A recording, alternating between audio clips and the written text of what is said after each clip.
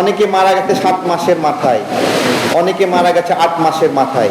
একটা আহত যোদ্ধা সরকারকে 8 মাস সময় দিয়েছিল তাকে সুস্থ করার জন্য, 8 মাস সময় দিয়েছিল। আমাদের স্বাস্থ্য উপদেষ্টা 8 মাস সময় পেয়েও আমাদের একজন জুলাই যোদ্ধাকে তিনি সুস্থ করানোর জন্য ফুরসত পেলেন না। এটা হলো আমাদের জুলাই এবং জুলাইয়ের পরবর্তী অবস্থা। জুলাই নিহত যারা হয়েছে তারা কতটুকু সম্মান পাচ্ছে এটা আমরা জানি। সাময়িকভাবে একটা বিষয় ছিল, তখন আমি একটা বক্তব্য দিয়েছিলাম যে এই যে সরকার শুধু আবু সাঈদের কথা বলে, আরো কয়েকজনের নাম বলে, বাকি শহীদদের নামগুলো উচ্চারণ করে না। তখন এরকম মনে হচ্ছিল যে সরকারের নিহতদের প্রতি এত মায়া, এত সব ক্রেডিট দিচ্ছে।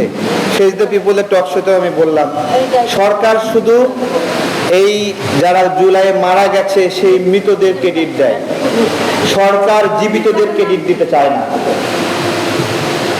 জীবিতদের ক্রেডিট দিতে চায় না। জীবিতদের ক্রেডিট দিলে কি হয় বলেন তো? জীবিতদের ক্রেডিট দিলে জীবিতদের হাতে দায়িত্ব ছেড়ে দিতে হয়। এই দায়িত্ব ছেড়ে দেওয়ার ভয়ে জীবিতদেরকে তারা স্বীকার করে না, জীবিতদেরকে অস্বীকার করে যে আমরা কিসের জুলাই, আমরা জুলাই কোথায় ছিলাম, আমরা জুলাই কে, এইরকম ভাবে আমরা জুলাইয়ের ভুইফোর, এইরকম একটা আচরণ করে। আজকে আমাদের আমজনতা দলের সব মিলে 100-র উপরে আমরা আহত হয়েছিলাম এই গণ অভ্যুত্থানে, এবং আমাদের 7 জন ভাই মারা গেছে এই গণ অভ্যুত্থানে। আর রাব্বির বোন তো আমাদের আমজনতা দলের প্রতিনিধি, তার ভাইকে ধরলে 8 জন মারা গেছে। তো জুলাই আমাদের জুলাইটা কেন আমরা জুলাইটা হইল? শুধুমাত্র কোটার দাবিকে কেন্দ্র করে কি আমরা এই জুলাইটা পেয়েছি?